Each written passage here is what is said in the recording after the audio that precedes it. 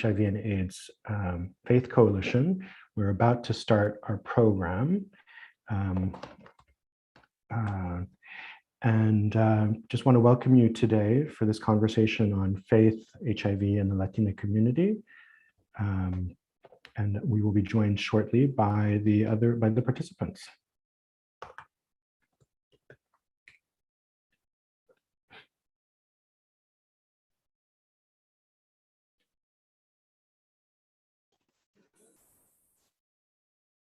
All right, so here we have a few of us are popping in. We're all popping in one by one. It's great. Welcome, welcome. So great to see you. Jahaira, Tabitha, Enrique, Reverend Bruce. We're still waiting for a couple more people, but they'll be joining us shortly. Father Luis, Reverend Rina, and Tabitha Gonzalez. So what we're going to start with is just wanted to wave to the crowd, and then you'll turn off your video, Father Luis. And Reverend Bruce, I know I gave you, we're going to be starting the conversation first with Jahaira, Tabitha, and Enrique, speaking to each other in a conversation about what it was like growing up, or just not even just growing up, what is it like now being Latinx and working in and around HIV or having HIV,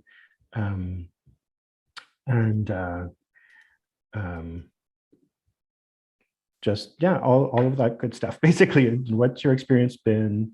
What is it like now? What were some really remarkable, noticeable experiences when you were younger or even now around faith and HIV and being Latina? Especially, sometimes faith is a support, and sometimes it can be a source of harm. And I apologize again for the beginning. The Zoom froze up and I've just launched, and I didn't say welcome to everybody here. So before we launch into the conversation, I'm going to back up and give a little bit of an explanation of who we are and what we do. And I'm going to ask Father Luis if you would turn off your video for this until it's ready for the respondents joining us. But the rest of you stay on. Okay, great. So the US HIV and AIDS Faith Coalition, just so you all know, if you don't know what it is an organization that started off with the US HIV and AIDS conference. And we used to host a pre-conference day that was all about faith and how HIV and faith and how the faith community can help with prevention and treatment and just improving people's outcomes and just better health, and how the faith community sometimes was not always in different faiths and different denominations wasn't always exactly on the ball. So we are definitely committed to making sure that faith communities and organizations are engaged, and we reach out to those and bring in folks who want to engage with the issues and with the computers. Oh, we're going to have to reboot, I think, because of tech issues. I don't know if it's all of us or just tech person. So sorry if there's an interruption, that's what's going on. Today, we're talking specifically about faith in the HIV, HIV within Latinx communities. That's the topic of the day, and we're going to range over a few different issues, including, given that HIV and people with HIV, living with HIV, and those have different experiences. Some have history of drug use, some have other trauma backgrounds, and we're from different identities and experiences. And our speakers today are Jahaira Diaz, Tabitha Gonzalez, and Enrique Menendez. Welcome to you all. I'm going to kick it off with one general question, and then I'm going to let you guys speak for you guys are in conversation for about 20-30 minutes, and then we're going to have the respondents, who are people from faith leadership, come in and say what they learned from you, or how maybe their faith communities could respond or should have responded in some of the cases that you may bring up. So so the general question is, we're here to talk about HIV, faith in the Latino community. Why is this important to you? What is your experience with this question? And what would you like to share today? And I think we'll start off with Enrique, and then, you all can kick it off. If one of you wants to raise your hand at some point because you want to jump in, please do. Hi, I'm Enrique Menendez, and I'm a Latina with the disease of HIV. Happy Latin Heritage Month to all you Latinas out there. I identify as a person with the disease of HIV because I believe I'm a spiritual being living in this human experience, and I'm not my disease, and my disease is not me. For me, faith has changed a lot throughout my lifetime. I grew up, my dad was born in Mexico City. His dad was Spanish and his mom was Mexican. My mom was born in Paris. Her father was French. Her mother was Flemish. And I grew up with Catholicism. I went to Catholic high school, grade school. I did First Communion and confirmation. And even my first years of college were in Catholic school. And the higher power that I learned about, God that I learned about through Catholicism, was very judgmental of my sexual orientation. I'm gay, and I was taught I was an abomination and had a lot of guilt and shame about that. And I truly believe that HIV is a direct result of my shame and guilt of my sexual orientation. Now, having HIV, I've had it for 32 years. And I feel like HIV has had shame and guilt behind it also. And the way I dealt with that was through addiction. And I'm also in recovery. So I'm a person with the disease of addiction, and I go to 12-step meetings. And today for me, spirituality means meditating. I meditated last night to go to sleep. I meditated this morning. I try to work the 12 steps of the recovery program. I go to meetings, fellowship. I go to therapy. I play sports. I'm creative. I'm an actor. I've done some Broadway television and film. And for me, creativity is another connection for me to my higher power. That's all I have right now. Great, thank you. I don't know, Jahira or Tabitha. Tabitha, you're ready. Jump in. Thank you for sharing that. For me, being a service provider to those who are living with HIV, it's very hard at times when they have lack of faith, right? And encouraging to do so and trying to use a lens of reparative health, or seeing things to restore their faith in the system, coming to get services, also to, actualize their beliefs. I was not one who grew up that was not affirmed in my gender. I don't share that narrative. My family was very supportive. Of course, I have a very spiritual family. I would like to say religious, but I know religion for me harmed me. So it wasn't until that I got and developed a personal relationship with my Lord and Savior, whom I choose to call Jesus Christ. And then my world changed. Because see, as a minor growing up, I heard things like damnation, abomination, pit of hell, fiery lakes, and all those things that would keep me away from the church, right? But that's church.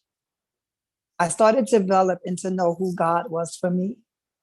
Therefore, through the lens of knowing who God is for me, I'm able to share that with those who have to come to terms, because there's an acceptance and then there's a disclosure piece too when people are usually diagnosed with HIV. For me, helping them to get to the acceptance piece is the hardest piece. I've dabbled in substance use, so that's my story. But I knew in order for me to stop substance use, I had to actualize my faith. And I knew that by me telling them my journey, it would also empower them. So that's my experience with it. It's been one that's very continuing.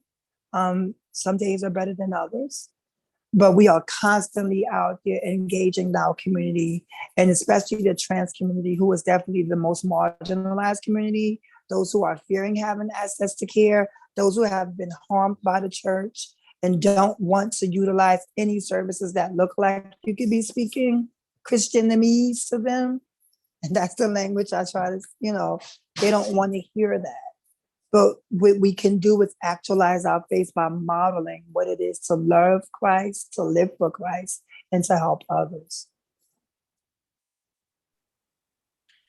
I had a similar upbringing to Enrique. I also grew up Catholic. We used to go to church, and I was very spiritual, and I used to love going to church as a kid. And then when I grew up and I came out as gay before I transitioned, it was a different story. I was traumatized by the church. I was misgendered by the church. I was called an abomination. I was told I was going to go to hell. And at one point in my life, I went to church because I wanted help from the drugs and alcohol because I couldn't stop on my own. I went to church to get help, to find serenity and to find peace, to find love and acceptance, and that's not what I found. I found them, I was judged, I was misgendered on purpose. They would kept using my birth name instead of my chosen name. I didn't feel affirmed, I didn't feel accepted, I didn't feel loved. And it drove me more into the drugs instead of taking me away from the drugs. It made me hate who I was because I really believe in God and I love God, but I feel like the trauma the church caused me has hindered my relationship with God. And I feel like I can't have the relationship with my higher power the way I should because of the trauma that the church caused me. And it's for me, the only reason I'm not positive now, I would say is because of prep. Because I did all the same activities and everything. I delved into drugs. I was a sex worker. I didn't use condoms. I was very reckless and doing a lot of risky behavior. And I really believe that would have all been prevented if the church was just more loving and accepting of who I was, because then I wouldn't have met crystal meth. Because after I left the church is when I started using crystal meth, because I hated who I was and I needed to numb myself so I could be comfortable with who I was. Thank you all. Thank you all for that and for being so vulnerable. And that's a gift. I really believe it's a gift to share your vulnerability. So thank you for your truth and your gift. And I'm just going to let you, in the order that you pop up, since you raised your hands, I'm just going to let you guys keep talking. So Tabitha, you go right ahead, and then Enrique. And see, when I say that I was affirmed, like I used to sing in the choir, said, those who are Pentecost or Protestant, we know that for me in my church, you can have silver hair and a pretty little sparkly bow tie. And if you can carry that note and you were directly anointed or to be a Levite, to sing before the altar of God, to break the fallow ground, to open up the hearts of men, that's something that I enjoy doing so much. I wake up singing, I go to sleep singing. And I remember that's all they told me. If that's all you can do, then you need to sing. So I started to minister through song for many years. And I lived in an identity that wasn't mine. And I lived that way for so long because I wanted to please men. And I wanted to be able to get to serve in that way in the church, right? Until I started to realize that it ain't about the church, because I'm hearing my sister saying that how the church hurt her. That's what church does. That's not God. That's people. That's man. And that's what I had to really unpack. And it took me years to do that. I don't want to say that prep kept me away from HIV. I know that I have to give my glory and honor to God because I know he's the author of my life. And I know without him, I would have been worse off.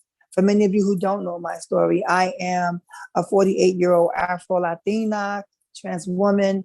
And, I too have a history of substance use and sex work. Sex work basically saved my life. I wasn't the safest girl on the block.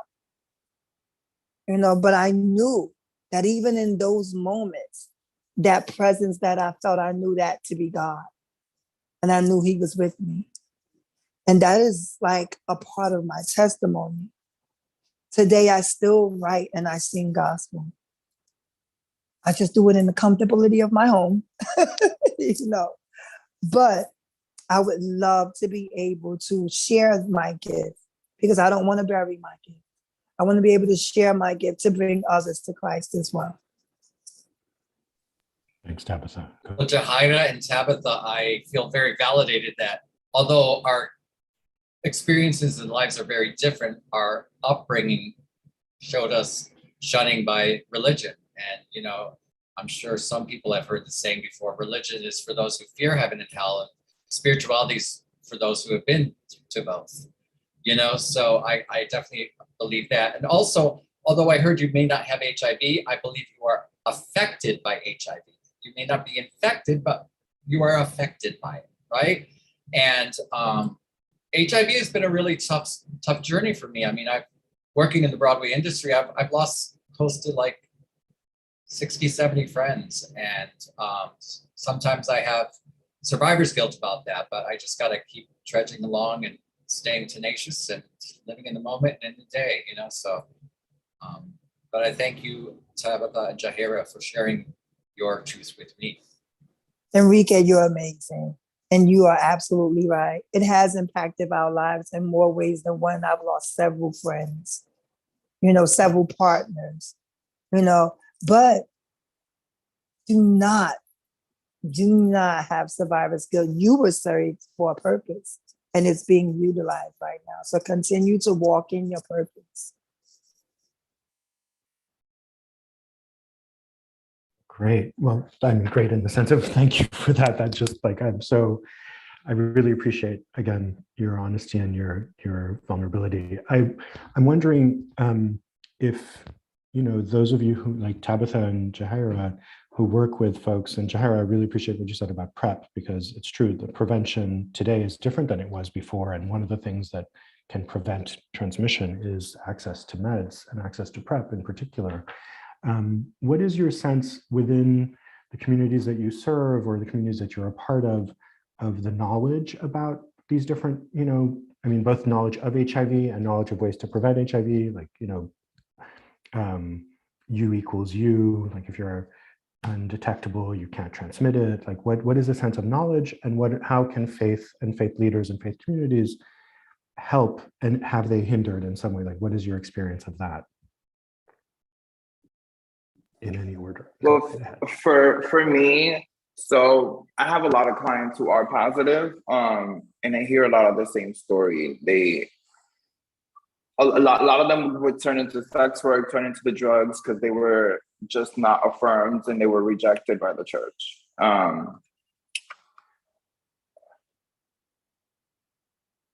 There's something else I was going to say.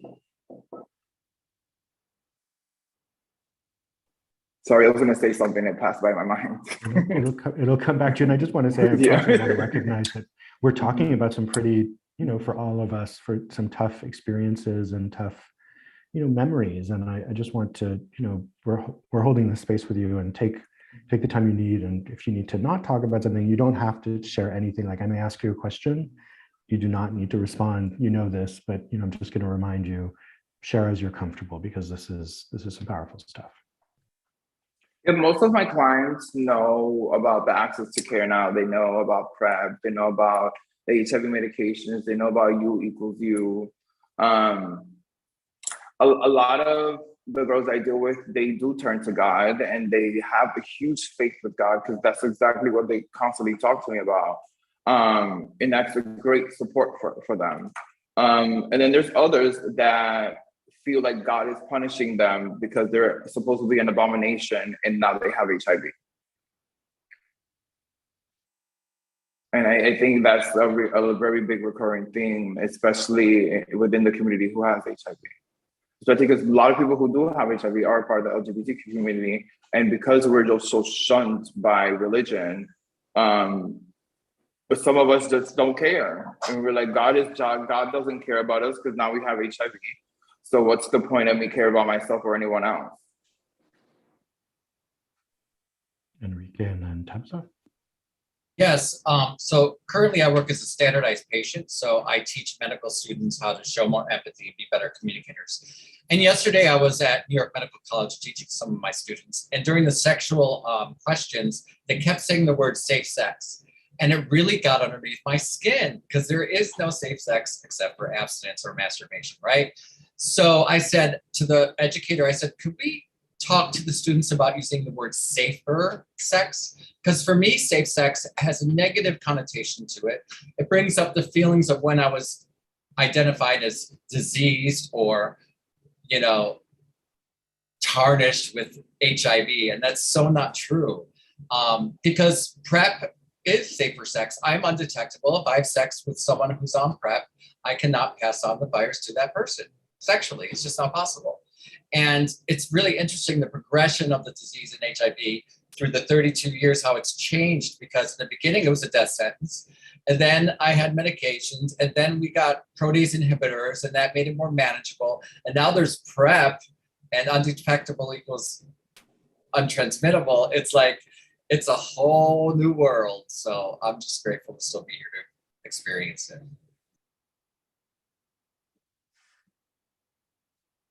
For me, I believe that the community is vastly aware on the cause and effect of PrEP, because for some in our community, they won't access PrEP because it kind of counterproducts, or it kind of counteracts with hormone therapy for those who are medically transitioning. So getting them to be self-motivated and be informative, one of the things that I say to everyone when I'm engaging people is to give them a human experience and let them really know the pros and cons, but let them be self-motivated and have empathy. And your job is to give them the information. At times it will hurt you when you know that someone is in need of that and they refuse it, right? No one wants to take the pill. Some don't even want to use condoms.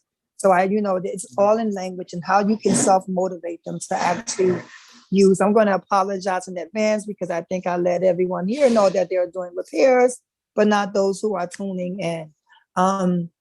It's very important that when we talk about things like PrEP, and using HIV prevention, information and disseminating it, that we do it with caution, that we do it with awareness of the community that we're targeting. And I'm speaking specifically and predominantly for Black trans people, who already have a hard enough time just going to get healthcare, let alone when they go for services, they feel like you're pill pushing all day. Yeah. So to find that strength in your faith, like where else can you turn if you don't believe in the medical system? Your next step would be your faith. So one of the things that I hope to unpack here, or probably even help people to understand, is what is your approach to a community that was already told that the church is not a place for them and they can't even get access to healthcare? Let's not talk about stigma. That's just one piece of it. We have so many different pieces to go with the stigma, which is mental health and access to healthcare. How do we guide them to doing that? And how are we a reflection, right? I hear Jahira say how she doesn't really have a lot of belief in God. How do we as believers get our community to actually see us as a representation or an extension of God, helping them to heal? How do we do that? That's really powerful, Tabitha. And I actually, just to Jahira, if you could explain a little bit about the work that you do, like where you work and who your clients are, and then if you want to talk about your personal experience also about what Tabitha was just bringing up.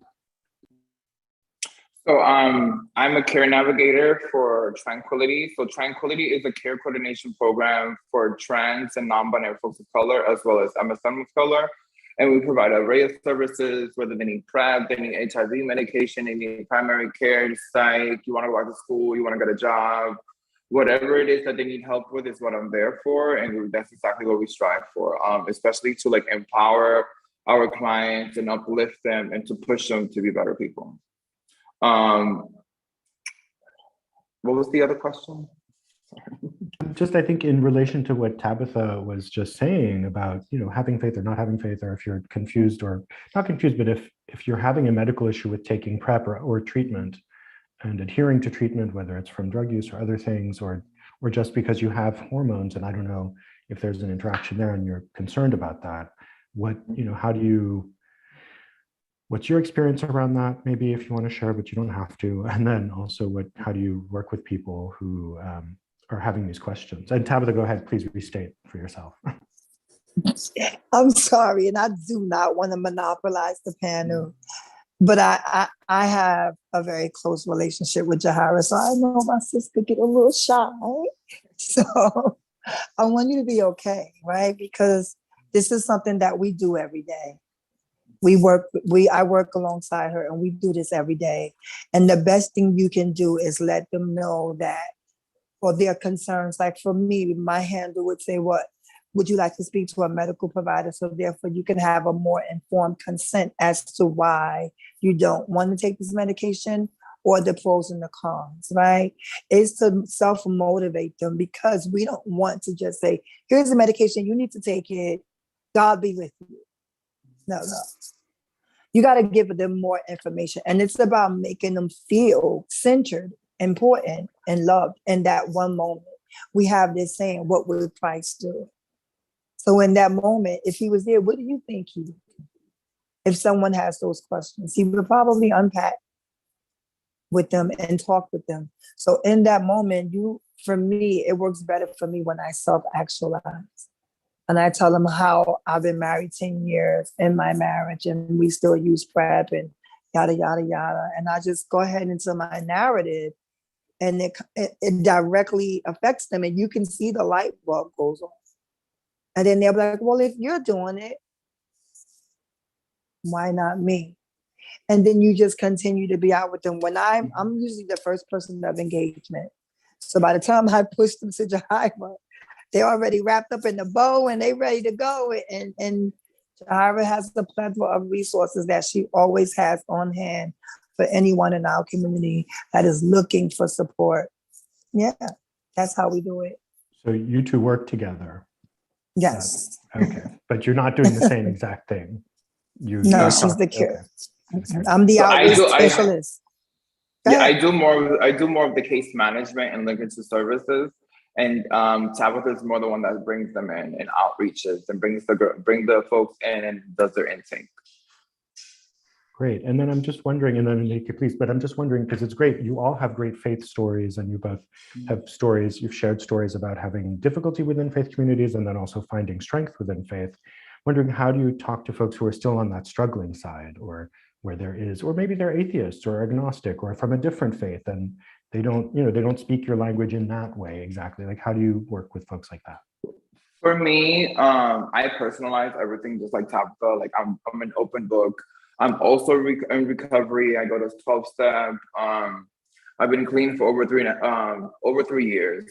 And I always tell my clients, well, this is what I've done. This is where I'm at. And it's a process. Especially personalizing it and everything, that clients usually trust you more and you have a better communication. And that way you can better help them. Because if you're closed up, clients don't trust you. Yeah. For me, I try to keep the focus on myself and speak from my experience, but also I try to learn the language of the person I'm speaking to. And I ask them questions. I try not to tell what people what to do. So what came up to my head when Tabitha and Jahira were speaking about medications and stuff, if I look at my own journey, when I was spiritually connected, when I was dealing with my higher self, my higher power, connected to God, HP, the source, as some people call him, I take my medications. I'm very adherent, right? When I was in my addiction and checked out of life and not connected to my higher self, I didn't take my medications. So because of that, my virus has mutated a lot, and I'm on actually 4 different HIV medications, so, but that was just my path, and it is what it is, right? So. Right. And, thanks for sharing that, Enrique, because your experience is helping others already, has helped others, and will continue to. I'm wondering if any of you could go back in time and kind of speak to your younger self, or each other's younger selves, if you don't see yourself speaking to yourself, like what would be the message you would give them from today, from your standpoint, knowing you have HIV or have worked with HIV or took PrEP to avoid having HIV, and faith in your faith journey. And Enrique, since you have your hand up, let's start with you. I would say to my younger self, you are a beautiful soul. And no matter what happens in your lifetime, any disease, any trauma, anything that is first comes off as negative to you, it will be a gift and a lesson in your life. And I would say to Tabitha and Jahira, you are beautiful beings, and I respect you, I see you, and I hear you.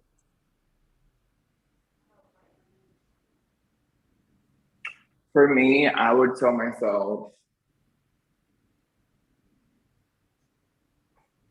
You are beautiful, just the way you are. And life is gonna throw a lot of balls at you and put you through some stuff. Please don't lose your faith. And just keep going, but keep your head up. It's gonna be hard. But look where I'm at now, and I get to help people, and I'm at a much better state in my life. And I can really say it's due to my higher power, because I really connected more with my higher power in 12 step. As much as like my faith has been hindered by my trauma, I still have faith, even though it's not as strong as I want it to be. But I would just tell myself, don't lose your faith, please. And just keep your head up. Ignore all the negativity, because people are gonna misgender you. They're gonna call you names. They're just gonna treat you like a piece of crap, and you're not a piece of crap. That's exactly what I would tell myself. Thank you. Thank you so much.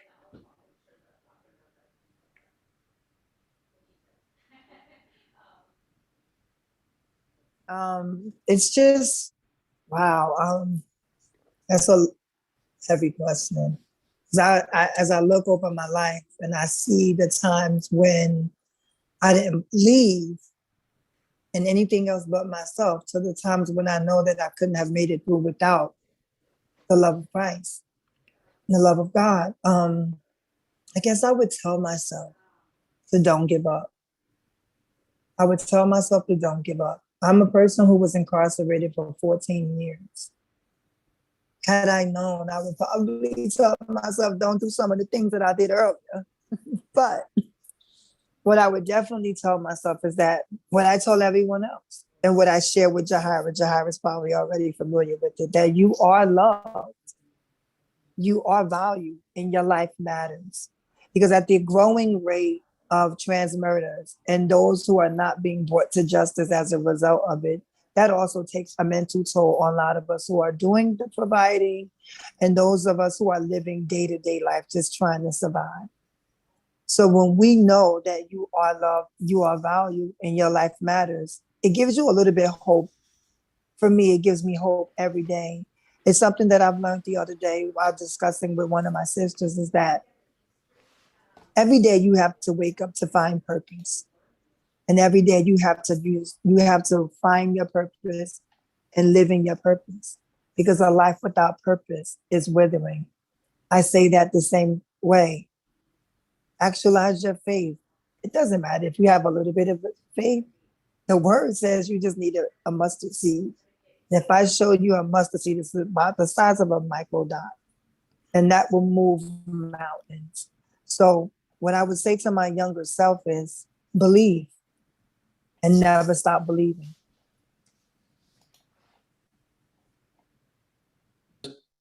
Briefly, we're going to be, in about 3 minutes, we're going to be shifting to the respondents forum. The respondents are going to be responding. So if are there any last thoughts that any of you want to share with us? And again, I want to thank you all for your vulnerability and for your candor and for trusting us with that. So Sure. Enrique, go ahead. Sure, I'd love to. After hearing Tabitha and Jahira speak, it reminded me about my own journey and how HIV is a gift. It taught me how to love. Recovery is a gift. It taught me how to reconnect with my higher power. I was assaulted last year. I'm an assault survivor. That is a gift, because I've changed from being a victim to a survivor. And when I'm spiritual and connected, the quicker I could turn around my victimization to survivor. And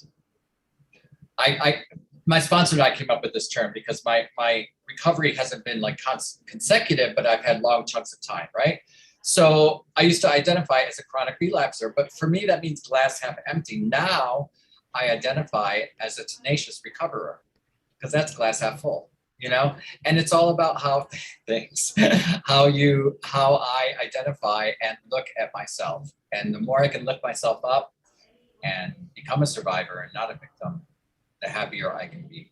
And I believe that's where happiness lies. Jahira? anything? Because you have your hand up. I don't know if you. Oh, no. Okay. Any last thoughts, Tabitha?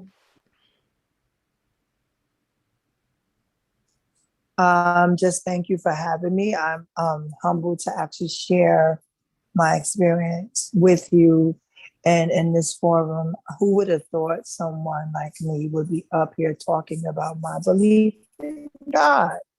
So trust me, I wasn't even, society says I'm not even supposed to be here past the age of 35. I'm 48. So what does that tell you? The devil is a liar. And what I will say to those who are of different faith, believe. That's all I can say is believe. Because what I can't show you, God will. All right. Thank you all. So unless Jahira, you have something you want to say just before we move to the, nope, okay. Welcome, Reverend Rina Ramos. So right now we're going to have Reverend Rina Ramos, Reverend Bruce Rivera, and Father Luis Barrios having a conversation and responding to what they heard. Enrique, you can keep your camera on if you want. It's up to you. If you need to take a bio break, go right ahead. If anybody needs to take a bio break, please take care of yourselves. So Reverend Rina, hearing all of this conversation, what comes up for you? What are some experiences that you have that maybe resonate? And what would you like to say to these beautiful people who just shared so wonderfully with us? To these beautiful people that just share with us, I just want to say thank you. I'm honored, humbled to be in your presence, Jahaira, Tabitha, and Enrique, for your openness and for the important work you are doing with the life experiences that you have.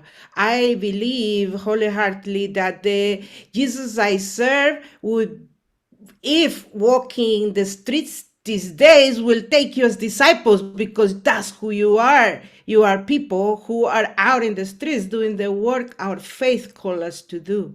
This is the work. It wasn't in a comfortable seat at a church that Jesus was. It was in the streets doing the work that you exactly are doing, taking on and giving love and compassion to the people that need it the most in our society. So you fill me with great inspiration. One of the things I want to point out is how spirituality and faith is in the Latinx community. The Pew Research estimates 70% of Latinx in the US identifying themselves as Christians, either Catholic or of other Christian denominations, but 77% is a high percentage. For me, Christianity is part of my identity.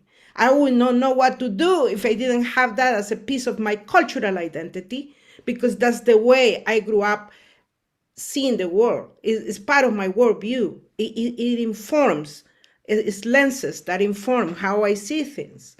And, as far as I can remember, I had a grandmother making me pray before I went to play out in the street. So I had to rush my prayers to make sure I can get enough time in playing out with my friends. So it's so intrinsic that communities of faith have a duty to have a more welcoming embrace for our siblings who are living with HIV. Because if we don't, not only are we betraying our faith, but we are turning away people whose beliefs and faith is going to make them internalize some heavy self-hate. And that's going to be on us, faith leaders and faith people, that that's what we are planting out there. I know for the community I serve, I started a local church that is open to the LGBTQ community, Ministerio Latino, in Oakland, California. And for us, it's very important that we worship in Spanish and that we are open. And that is very unique because most open churches to the LGBT community are mainstream as English speakers. So for us to have that combo is key for how we express our faith. And in the work I've been doing for the past 10 years, I have encountered myself with the work of healing the wounding of the church on people with HIV. Was accompanying a gay couple who are recent arrivals to the US, asylum seekers from Honduras, and one of them was diagnosed with HIV, and from that point on, he entered in a depression and was causing heavy problems in his relationship because of the shame, because everything he was carrying and the guilt and everything that is put on top of people who live with HIV in our community, in our culture, and the things we believe. We are very disinformed. And so part of the counseling and the pastoral care I did with them was saying, hey, listen, HIV is now like living with diabetes. Is a condition that can be treated. You just have to be on top of it. It's nothing that's going to prevent you from living your life. And it was a lot of like also mirroring that there wasn't a shock. I wasn't in shock because, he was diagnosed as HIV, and that as a person of faith, I wasn't rejecting them. So that I know it was an important message to bring them to terms with, okay, now I live with this, now I'm going to get treated, now, this is the way I'm going to protect my partner. And I had the pleasure of presiding over their wedding and having that wonderful celebration of their lives. And so also this subject is very close to my life. I have a person very close in my family who is HIV, who I was one of the first person they turned to. I will always have the regret that the moment he called me to let me know he had been diagnosed, I was in a meeting and I said, I'll call you later. And I will always live with the regret that at that moment I needed it to drop everything to be and accompany him. Of course, we have enough love in our relationship that I could do that later, but it's so important to be there for people. Especially when they receive the first diagnosis, to be there. And that's the most important thing is everything else can wait. I have learned many things in life can wait, but to be a witness, to be a loving presence for someone is the most important thing. And those are the things that you will never regret. You're always going to regret a business. You're always going to really not care about having been late to a business meeting or anything else, because everything else is French fries. It's the side dish, but no life and being with people. So blessings, this is my response right now. I hope to keep engaging in this conversation, but as people of faith, we need to say, here we are open. If Jesus taught us something, is to love one another. And so that is my response. Thank you so much, Reverend Rina Ramos. I don't know whether we are going to have, who would like to speak next? Is it Father Barrios? Would you like to speak? Father Luis? Up to you. Yes, thank you very much. Well, let me start by saying that it's a great pleasure to be here. I come more from the tradition of Anglican Catholic and Roman Catholic. And one of the things that I always tell people in our tradition is that there is nothing more powerful in evangelical churches than testimonies. Listening to people's stories, because I grew up with my grandmother and she never gave me a straight answer. She was like Jesus, always telling those short stories that you need to look for the message inside the story, but it was fascinating. So when I was listening to Enrique and Tabitha and Yahaira, you are a blessing. okay? And what you're really doing is that you are healers. In some way, you became some kind of prophetic ministry, which in the Bible, prophetic ministry is someone identifies a problem. Second, break the silence, denouncing the problem. But the most important part is you need to do something to fix this. And that is exactly what you're doing. You are not contemplating from the outside. You are in the middle of the action. So thank you for your courage to share your part of your life. I come from a tradition in the academia as a professor, that the kind of research that I really go into is not about learning about, it's learning from. Learning about, I can read about HIV and the trauma and the pain, and I don't need to talk to you. Learning from, I need to do exactly what I'm doing here, sitting and listening to your story and letting your story come into my system. And like a wake-up call, raising consciousness and challenge me. What the hell are you doing? Are you going to do something more than what you've been doing? Yeah.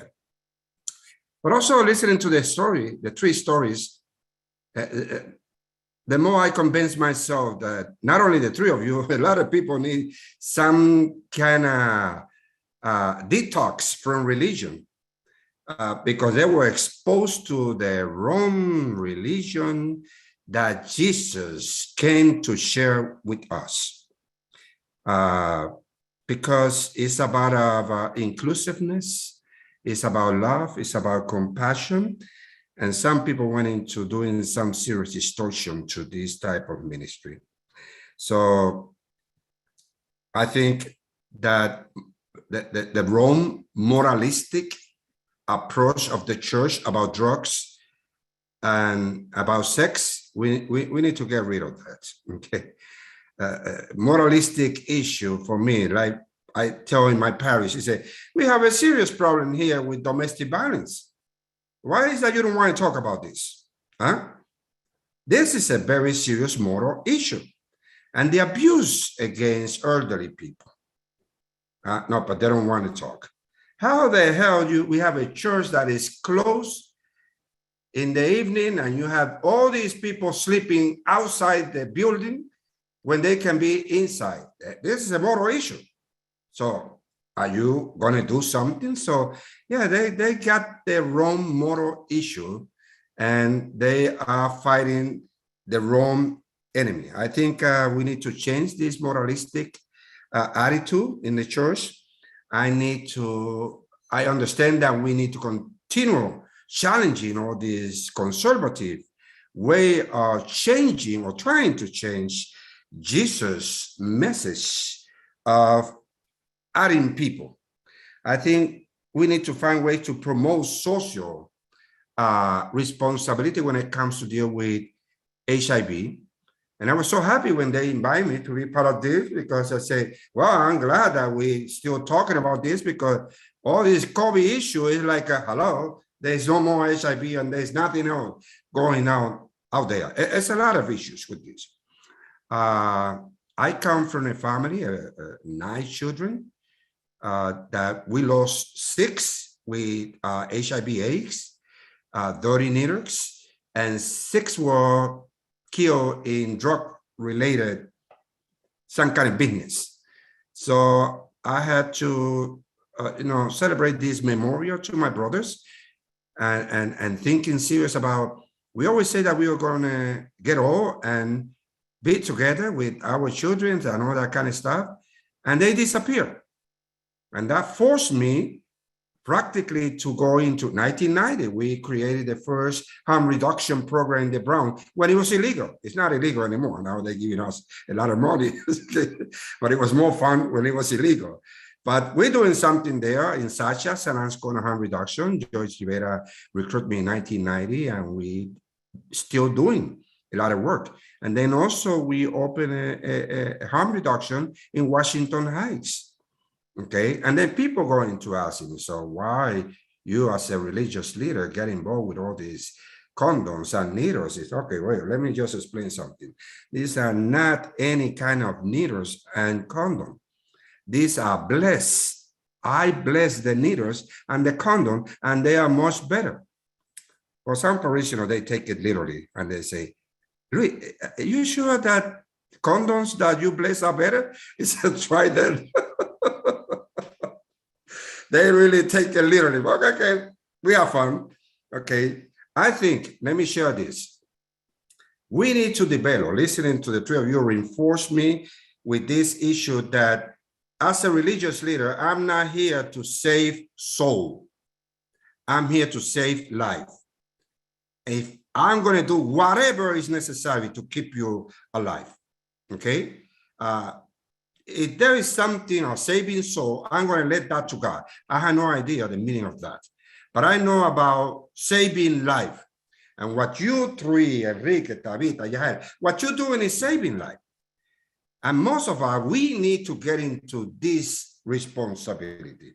But also a theology that help people to think into the correct question. Most of the people go into, if there is life after death, no, I don't want to talk about that. I want to talk about if there is life before death. These are my brothers and sisters. They need to live with dignity. And we need to find a ministry de acompañamiento, that we are there in the street with the people the same way Jesus did it. Not inside the church. We do not bring the community inside the church. We bring the church inside the community to see if we are going to be relevant and reverent to all these challenges.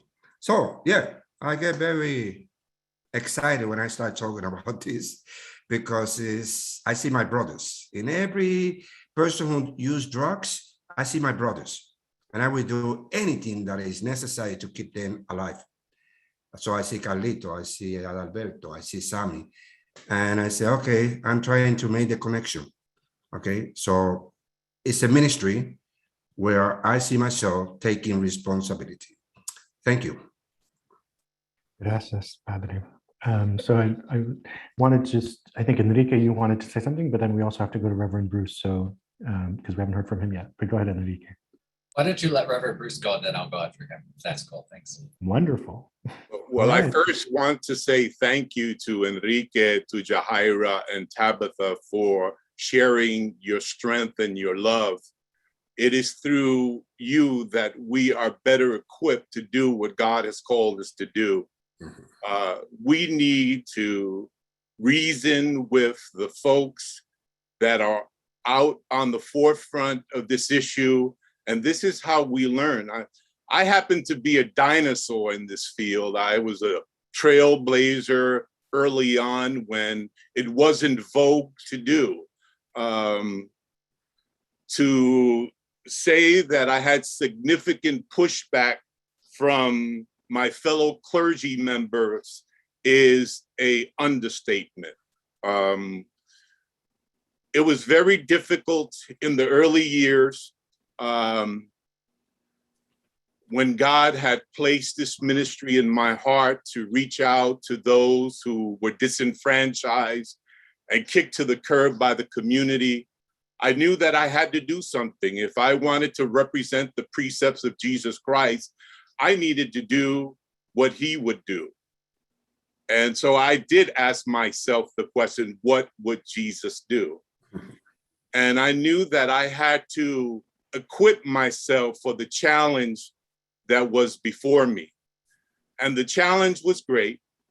We know that faith-based institutions speak to more people on their Sabbath day than any other institution combined in America. So in essence, we have the platform to engage many issues to address what ails America. But we have failed as a church. We have failed to do the things that our own precepts challenges us to live by. So when it comes to walking the walk, it's difficult for and challenging for many of my clergy members to follow suit. Boy, in the beginning, I was called everything but the child of God. They called me the devil because I was, just like Father Barrio says, advancing condoms. And they said, you were advancing promiscuity. And I had to learn through reading the Holy Book to prepare me how to prepare to address these attacks that I was getting from my fellow clergy. And I realized that most of the Holy Writs, the Bible, the Quran, and the Talmud teaches us many revelatory experiences in which to address this issue. So one of the most important ones for me is I realize that abstinence should be at the core of my ministry.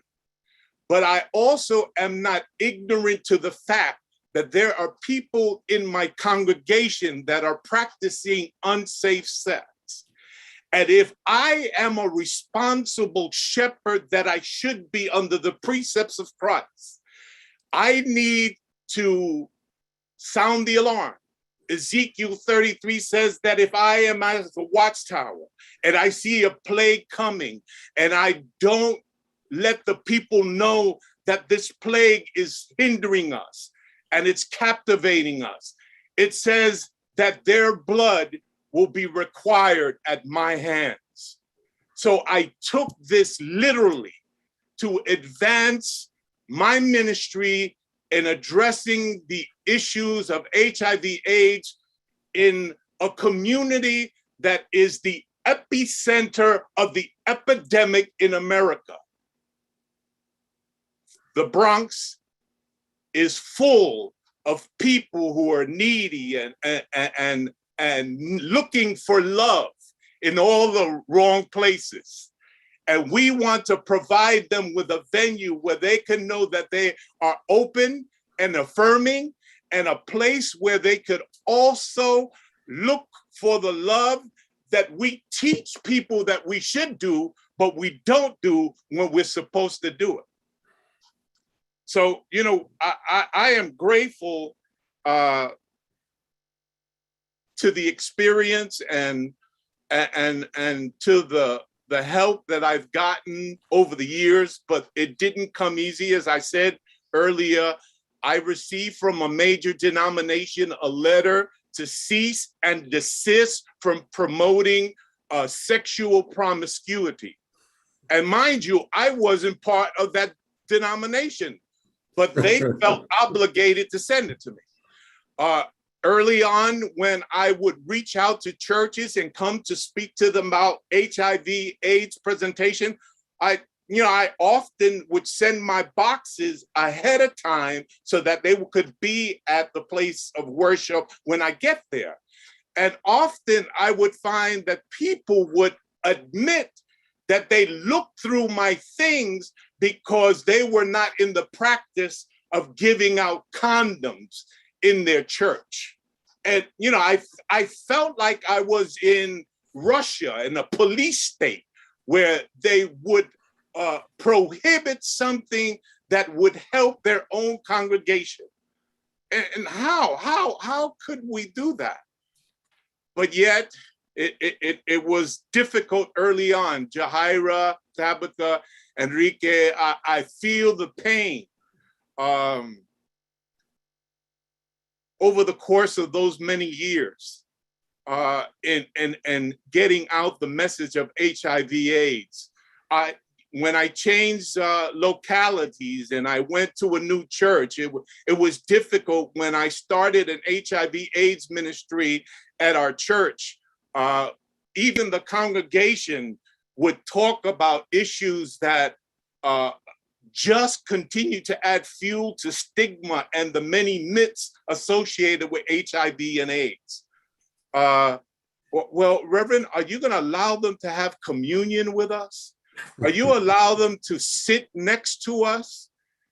All of these negative things. So one of the things that I found fruitful for the church was that we started to dedicate sermons specifically to the message of HIV/AIDS. And during that day, I would also put forward an opportunity for people to discuss what are the myths and what are the truths and what is reality, so that people can understand that these myths have to be undone because they continue to circulate amongst people who are conservative and moralistic, but they don't cast the same attitude upon themselves. At one conference that I attended, I had stood up and I said, you know, the church needs to deal with issues that are taboo from the pulpit. And everybody looked at me like, this young man, why? How dare you? And an elder stood up and he looked to the left, he looked to the right, and then he was recognized within the conference. He had a real fanfare of folks who followed his teachings. And he said to everybody in here has had premarital sex. And that includes all you sisters. And could you imagine saying that? I mean, I wouldn't have dared do that at that particular time, but I understood the message that we need to do and set out to do the things that God has equipped us to do and not stay silent in the issues that are ailing our community. If you really want to advance and work with your community, you have to go out and associate with yourself, just like Reverend Rena said, to be the disciples of Christ and working out in the community where they need you most. It's enough that we always say, well, I'll pray for you. Well, it's better if I have something to give you. I have a referral for a pantry. I have a condom for your practices. I have a needle for your safety so you don't have to share with others. That's what leaders of faith must do today. Thank you for this time. I want to thank Reverend Reina for doing your Spanish ministry. I think it's really important. I want to thank Father Lewis for all the condoms that you've blessed. And also, I'm really sorry for the losses that you experienced in your family due to HIV. And I'd like to thank Dr. Bruce for talking about the taboo and bringing less shame to it. You know, what motivated me, came to my mind from after hearing the three of you speak was, one of my character defects is self-righteous indignation. I allowed my mom to project hers onto me. I allowed the church to project that onto me. And it's something I struggle with and I work on day by day. I'm not perfect by any means, but I recognize it now. And I don't allow people to do that anymore, right? I also heard you talk about the plague. I forgot if it was Father Lewis or Reverend Bruce. You talked about the plague. Last year, COVID was devastating to me in some ways. In some ways, it was great. The first 6 months, I was really good. I ended up having a relapse. During that relapse, I was assaulted. I think I was triggered because in the past, I had PCP pneumonia as a person with HIV. And I had a breakthrough infection of COVID, even though I had my vaccine, I had a breakthrough infection. And I think it brought me a little bit of PTSD back to that day when I had PCP pneumonia and almost died, you know? But I don't have judgment or against myself anymore for that. And I'm grateful for that. And I thank you all for your work. It's really important. And it's so nice to hear you all. Thanks. So we haven't received any questions, which is kind of interesting. I'm surprised that nobody's had any questions, but you've certainly seen comments. People have definitely had comments. You've moved people, your honesty, your passion, everything has just been wonderful. So I just want to say, if we're going to go one last time with folks, if they want to wrap up or say one thing that they got out of this and would like to share, and we'll start, if it's possible, with Tabitha.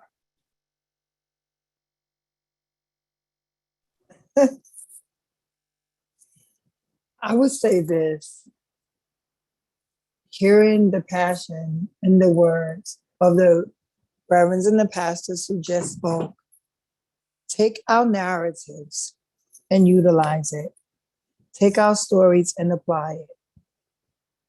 I would just caution on the tide of bringing the church to community. Bring Christ or bring the God of your understanding to the community. Because church as a representation to our community is one that probably will not receive any traction because it's church.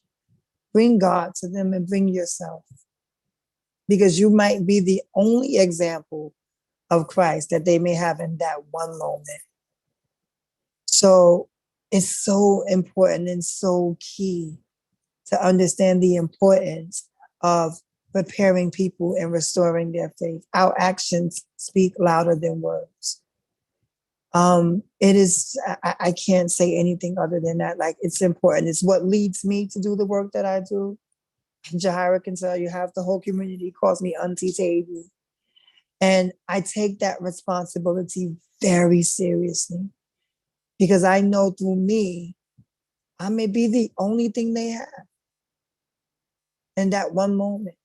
So for that one moment, I encourage you all as you continue to take these narratives and apply it to your teachings, that we are all children of Christ and we all have access to the throne. It's okay to pray for others, but it's also important for you to encourage them to pray for themselves, because in that they can develop their relationship and assure them of the times when they don't get a quick response, that God will respond in the way that God sees fit. Because more often than not in my journey, I didn't see God in me being incarcerated, but I do now. Because it is the very same thing that kept my life. My mom prayed for me to get off drugs.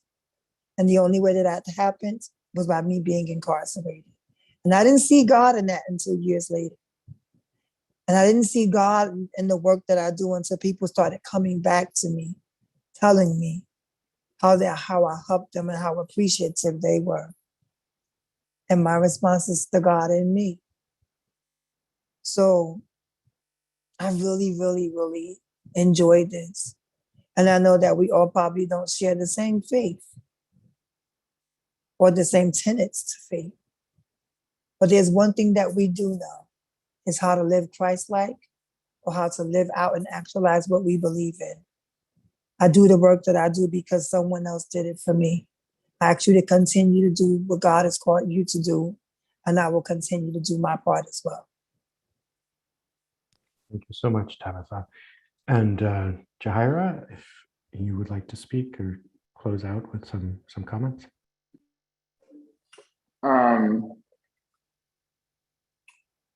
Thank you for the clergy members for the work that you're doing. I think it's great. I don't think I've ever heard of a father blessing condoms, so that's pretty cool. It actually brings me joy that maybe I can go back to church and be accepted. So thank you a lot for that. It brought me a lot of hope that there are pastors and reverends and fathers out there who are doing the same type of work that I'm doing and that are praising the work that I'm doing. So it feels really great. Thank you. Okay, well, we're going to end a little bit early. I just want to shift back to gallery view. This is, you've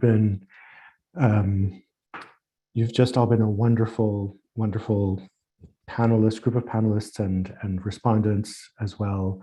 I am not Christian. My mother was Christian, but I'm Muslim, and I have friends who are atheists and everything. Like, there are all these different paths, I believe, to faith or to no faith and to healing. But this was really powerful for me because I could hear the conversation you were having and the personal experiences. And I know that we had a lot of people watching. So it's this, if you oh, Enrique, por favor. Thanks. In closing, I want to thank everyone for being here. I definitely feel spirit. I feel higher power. I feel God, whatever you want to identify as. My greatest line that I'm going to take home with me, I wrote it down, is I'm not here to save souls. I'm here to save lives. Yesterday, someone said to me, "You only die once." I said, "No, that's not true." Or "You only live once." I said, "No, that's not true. You only die once." We live every day. And I hope you guys all live a wonderful and healthy life and have a great rest of your day. Thank you. That is so wonderful. I think, oh, I love this question that we've just received that popped out. Is there a way for us to reach out to faith leaders who do not embrace inclusivity? How we as a faith collective, because we're a coalition that works on faith and HIV and improving, like Father Luis said, making sure that people live so that they have their own journey to find faith or not find faith. So I think this is an important question we have, if there are folks who want to respond to that. The question, can you repeat the question? Sure, but I think Reverend Rina heard it. So it's, do you think we need to reach out to faith leaders who do not embrace inclusivity? I believe we need to make the invitation to everyone to come to the table and hear on why it's essential that we do the work of inclusivity. However, I do know that spending time and energy on people who just don't want to hear for one way or another is energy we can put into something else, like welcoming the people who need us.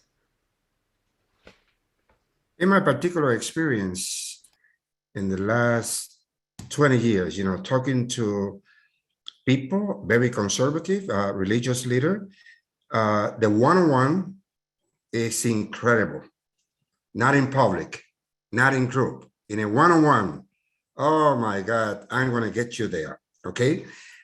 So it's been very successful. I think, yes, we need to have this type of dialogue. And then, like we were listening to all of your testimony, religious leader can listen to our testimony, how successful it's been to work with people who really challenge us like they were challenging Jesus. And we can share information. Like, for example, when they come to asking me, they say, one of the things when I'm going to deal with a heavy issue inside the church, okay, what I do is that I bring that in the sermon. And then I open the floor. I want to hear the discussion here. Whatever you need to tell me here. And let's squash this here inside the church. Okay? And I always remember when we say we're going to go very strong to have a LGBTQ ministry. It's a dominant Latinx congregation, but we worship in 3 languages: English, Spanish, and American Sign Language. Okay? So I remember we were having this conversation, and then at the end, after 7 months discussion during the mass, one person told me, okay, let me see if I understood correctly. That means, because sounds like we're going to open the church for the LGBT communities. Yeah, that means that now gay, lesbian, trans can come and worship with us. This 82-year-old woman stand and say, we always been here. Silent. Nobody can believe. He said, well, nobody allowed me to share and come out until now, so I'm coming out. This is a healing process. That was the end of the discussion, and we became a church that is open to the LGBTQ brothers and sisters. Wonderful. Thank you so much, everybody. Thank you for those of you who joined us. Some of you left a little early. That's okay. Lo siento porque no hablamos en español. I'm so sorry we did not do this in Spanish. But we are so thrilled that you were able to do this with us, because now we have something, we will share this resource with others, and your experience, your testimony will be really, really helpful for everybody who has a desire to help within faith communities and within Latino communities. I'm going to leave it to our host, who's going to be sharing some screens for some information that how you can join the coalition, how you can get on the mailing list. And if you want to donate, to help the work of the coalition, there is a link.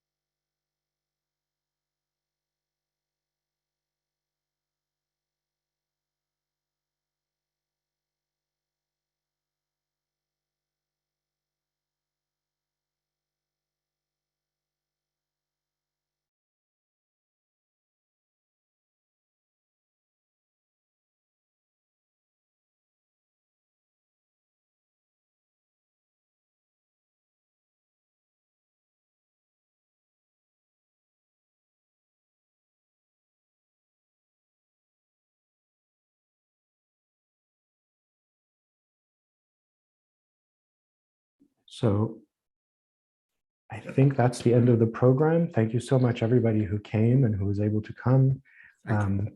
Thank you. You know, I don't know. Yes, exactly. Adios, gracias. I love you. Gracias I love you. por todo. And gracias para todos and todas and tode. And we'll see you all soon, I hope, at another Thank panel. you.